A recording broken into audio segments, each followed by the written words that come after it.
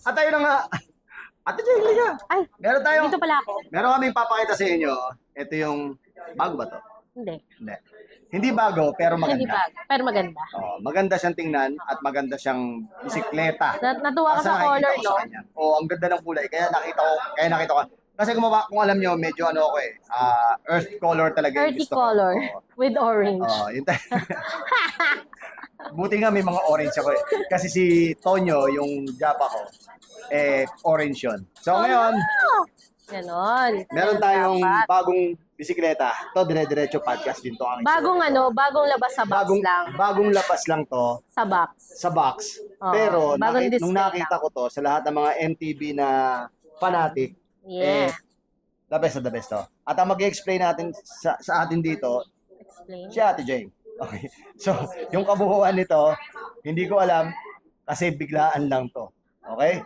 So ngayon, nandito ako sa Cycle Art at kasama ko si Ate Deng? Ate Jeng Lim Francisco. Mabilis lang to. Questionable Standby kayo. na yun. Dire-diretso na to.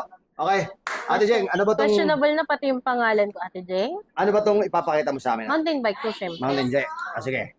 Pakita mo sa amin. Grabe ka Then, naman, para talagang no? Ikaw Pandak kasi to eh. ikaw ang bida. Kaya Okay. dito na to. Ikaw ang bida. So, una sa lahat, ang size po nito is 27.5 of course. Okay. Ayan. 27.5. Medium. Okay. Alloy na po to. Ito po yung lumabas na GT Avalanche way back 2023 yata to na i-deliver. 2023. So, this one is GT Avalanche Comp. Tama ba? Comp ka ba? Comp. Basta yun na yun. Avalanche. 27.5. Pero elite nakalagay eh. Elite. Hindi Comp. Elite Elite, pala. Sorry. Got it wrong.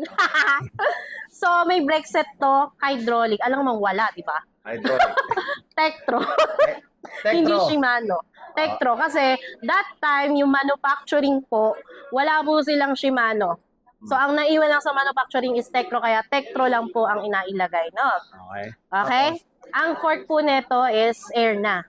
Ayan. Air na, pero magugulat ka XCR. Pero may lumabas na talaga XCR na air. XCR, gawa ni Santur. Tapos, yes. Gawa ni Santur. Tapos, syempre, may hinanap yung remote. May remote May na. remote. Ayun yung remote sa Ayan. kabila. Yan na. Kung i-bounce mo siya or Pwede lock-lock. ma-lock out. Ganon. Okay. Alright? Tapos sa wheelset ate, ano yung Eto, yung wheelset neto. Bahala na yung wheelset niya. Pero yung rim niya, WTB. okay, WTB. Oo. Uy, oo nga. Oo. Tama ba? WTB. nga. WTB. Ay. WTB na Hinulaan ko. SX. Tumama pala ako doon. WTB na Pero SX. yung hub niya, basta, stock lata yan. Stock lang yung hubs niya. Oh. Stock lang. Tapos pagdating sa tires natin. Yung ano tires niyan, Social, Uy, Vittoria. Social. Wala kami yan eh. Social, oo nga. Vittoria Barso. Tama ba? Oo. Hindi mes. Barso. Barso talaga. 27.5 27.5 by 2.25. Yes. So, Oo di ba? Oo nga. Kaya pala malapad, ano. Ay, sumabit ako. Tapos pagdating naman sa ating group set ate. Yung group set niya, eto na nga, dahil nga nung pre-pandemic siya lumabas, wala ding Shimano that time. Ang group set niya, hindi, more on gear set, yon. Ang nakasalpak sa kanya, microchip, 11 speed. Microchip. Microchip, Pero ang ganda. 11 speed. Pero ang ganda niya. Ganun, no? Yan, oo, lightweight na rin naman na. Oo, Kasi, maganda rin naman talaga ang microchip. Oo nga. So, nagkakaanuhan lang naman International brand yan, diba? Hindi siya local brand. Yes, hindi siya basta-basta na gano'n na brand. So, pwede talaga siyang makapagsabayan kay Shimano. Tsaka maganda kasi dito, yung microshift kasi, naglabas na rin sila ng pang-gravel. Naubo pa ako. Competitive kasi Excuse yung me. price niya. Tapos, ganun din siya kaganda yung quality. Note, no? Yes, correct. Tapos, yung crank nito, anong size, te? Crank neto, normally, 170 naman yung nakasalpak eh. 170 32 yan, 32. Oo, Okay. 32, 96 BCD. Ano ba, Halotech na ba yan? Hindi. Hindi pa. Hindi pa Halotech. No? Hindi butas eh. Tapered pa. Pag hindi butas, hindi Halotech. Tama ba? Wala siyang butas Hindi, eh. may mga Octalink, te. Yan. May mga Octalink. Tapos, ilang speed yan, te? 11. 11 speed. Yung cogs, 11, 11. 42. Oo, basta. 1140. Ata. 1140. Hindi ko na nasilip yan. tapos Pero parang ganon. yung ano niya, Silverado na. yung ano niya, yung Ano nga? saddle niya. WTV. WTV. WTB. Parang hinuhula ko talaga yun. Oo, Silverado. Oo nga eh. Oo nga, nakalagay Silverado. Ang gulo ko naman eh. Kasi ang ganda ng kulay niya. Meron pa bang ibang kulay yan, ate? Ito, triangle ba? Sa stock namin kasi wala na. Dalawa na lang to eh. But Bali, yung mahilig ka rin previous sa ganyang niya. kulay, no? Kasi Oo. yung sipo, no? Parehas Yes, di ba ang tayo. ganda, no? Ang ganda ng color niya. Yung isang color kasi niya is ano nga ba yun? Silver blue? Parang ganun. Yes. Sa'yo pa yun, silver blue na yan. Wala. Wala na, yun na lang. So, ang eto kulay. na lang yung naiwan talaga. Ilan pa yan? Dalawa na lang. Dalawang piraso. Dalawa na lang. So, kunin nyo na to, mga master. Oh. Kaya sinisale na namin siya. Nakasale na yan. Yes. So, over 54, magkano na lang yung pre-nice ko nito? Nakalimutan ko. Ha? Magkano na lang yan? Ay, 55? 55 pala to. Hindi, 55. magkano na nga lang natin binibenta? I forgot. Oh. Ayan, nililes na. Nililes na ni ma'am. So, Ano ngayon, na? ito, dalawa na lang yung natira sa kanila na 27. 43. 43 na lang daw. Mura-mura na lang ibabagsak to. Itong presyo na to. Ang ganda ng kulay, 27.5. Ang makukuha mo na lang ng 43.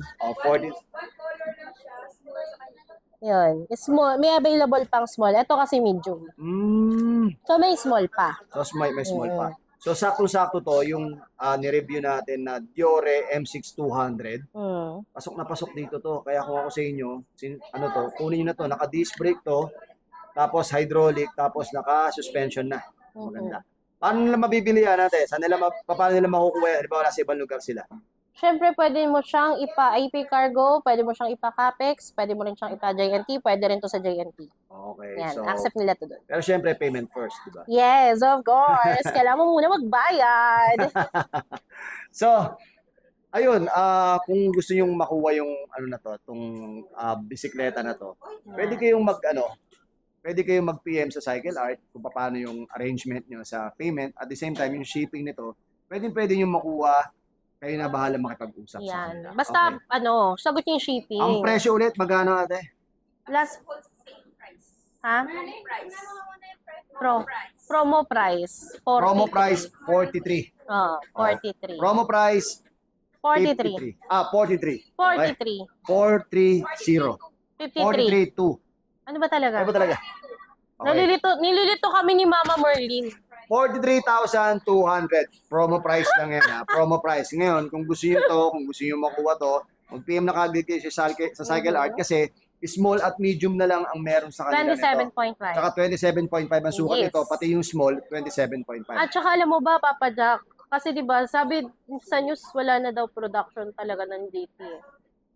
Talaga? Sabi. Paano yung tama raw nila? Di ba meron silang tama raw edition na Philippine edition? Last na daw po yung mga yan talaga. Sabi sa akin, parang ang sabi kasi close na daw. So, Talaga? I don't know if that's... Totoo ba yun? Comment nyo nga dito kung totoo Sabi yung sinasabi kasi, ni Ate Jing. eh. Kasi si Ate Jing, si Ate Jing. Hindi, chiga lang Chiga. naman din sa akin Chiga lang. yun. So, Chiga. ayun. Ako Chiga. nga, ayun, di rin ako makapaniwala. Siyempre. So, kung bibili ka mo ng GT, it's last of the last. Last of the last. Oh, Di ba? Sayang. Parang, di ba? Parang magiging Kaya ako sa rare na inyo, siya. kunin nyo na to para at least kung meron Diba? totoo man yung sinasabi ni Ate Jeng, kunin nyo na 2023 to, bilang kayo ng 10 taon, vintage na yan. So, maganda na yan. Okay? So, ayun lang, maraming salamat. Palagi na tayo, mahirap pa perdiso ko. Ako po si Papa Jack at kasama ko si... Ate Jen at your At service. kasama ko si Ate na naglagi nagbibigay ng presyo. Na may butal. Alright, so, ayun lang. At palagi na daan, palawakin ng kalaman. Humingi sa Diyos ng gabay para sa ating... Maglolokboy. Bisado na nila.